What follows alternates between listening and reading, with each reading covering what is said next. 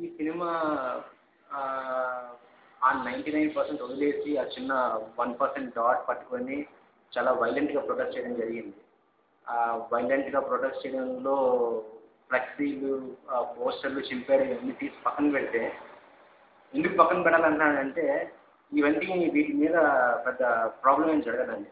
కాకపోతే కష్టపడి సంపాదించుకున్న ఆస్తులు, కార్లు, ఆఫీస్ ధ్వంసం చేయడాలు, ఇంటి మీద జొరబడిపోయి ఒకళ్ళని అలాగా చిత్రవదలాగా ఒక రకమైన హింస పెట్టడం, ఇదంతా ఒక రాక్షసానందంలాగా అనిపిస్తా ఉంది జనాలకి.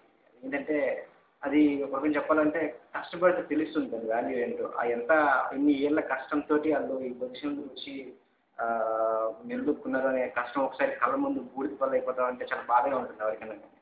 ఇప్పుడు అది మీ విషయం మీకు కూడా కష్టపడితే ఆ సొమ్ము వాల్యూ అనేది మీకు తెలుస్తుంది. అంటే ఇప్పుడు ఒక విషయం గురించి చెప్పాలంటే దీనివల్ల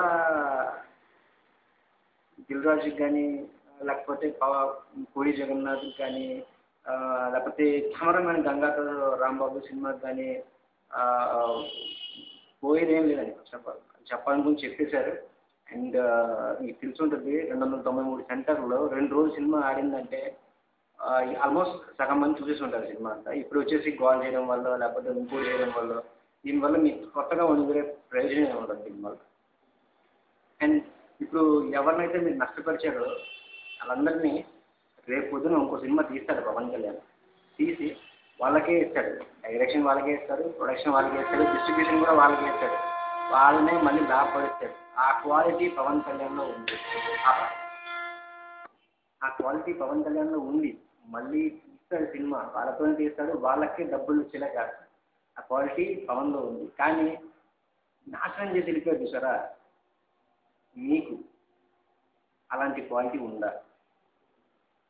అలాంటి ఆలోచనలేమైనా ఉన్నాయా? ఒక రోజు మందు పోయిపిచ్చేసి అందరిని అట్లా చేసేయడమేనా? లేకపోతే వాళ్ళనేమన్నా డెవలప్ చేద్దాం, వాళ్ళని కూడా పైకి తీసుకొద్దాం అని చెప్పేసి మీ లీడర్‌షిప్‌లో ఏమన్నా అలాంటి ఎజెండాలేమైనా ఉన్నాయా? అదొకసారి మీరే ఆలోచించుకోండి. రెండోది 'పూరి జగన్నాథ్' గారు మీకు విషయం చెప్పాలి ఈ వీడియో ద్వారా. ఏంటంటే చెప్పాలనుకుంది చెప్పారు. వినేవాళ్ళు వింటారు. నేను ఆబ్వియస్‌గా అది ఫాలో అయ్యేవాళ్ళు కూడా కొంతమంది ఉన్నారు. చాలామంది ఉంటారు. ఇప్పుడు ఈ ప్రీవియస్ సినిమాల్లో మీరు ఒక డైలాగ్ చెప్పినట్టు 'గాంధీ' సినిమా ఇండియాలో ఆడదండి. ఆ డైలాగ్ కూడా మీరే రాసినట్టున్నారు నాకు తెలిసి. ఎందుకు ఆడదంటే ఎందుకే ఆడదు. ఎందుకు అనేది ఆ డైలాగ్ కంటిన్యూషన్ మనం ఈరోజు చూసినట్టు అనిపిస్తా ఉంటది. అంతకు మించి ఇంకేం లేదు. ఆహ్, మంచి చెప్పినా గానీ అర్థం చేసుకునే వాళ్ళు చాలా తక్కువ మంది ఉన్నారండి. అలా అని మంచి చెప్పడం మానేయొద్దు. వినేవాళ్ళు ఇంకా తక్కువ మంది ఉన్నా గానీ దాని ఇంపాక్ట్ ఎక్కువ ఉంటుంది. అండ్ ఇంకొక విషయం చెప్పాలి.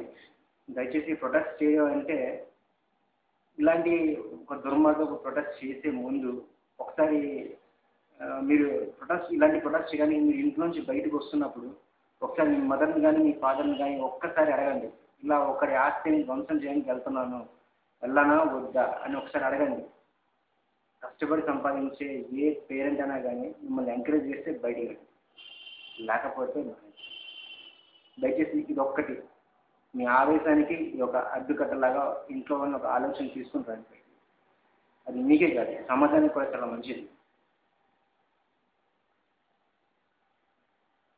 దయచేసి తప్పుగా ఏమైనా చెప్పుంటే సారీ. చెప్పాలనిపించిందండి. దీని గురించి నేను చెప్పాలన్న 4 మాటలు ఇవే. చేయండి.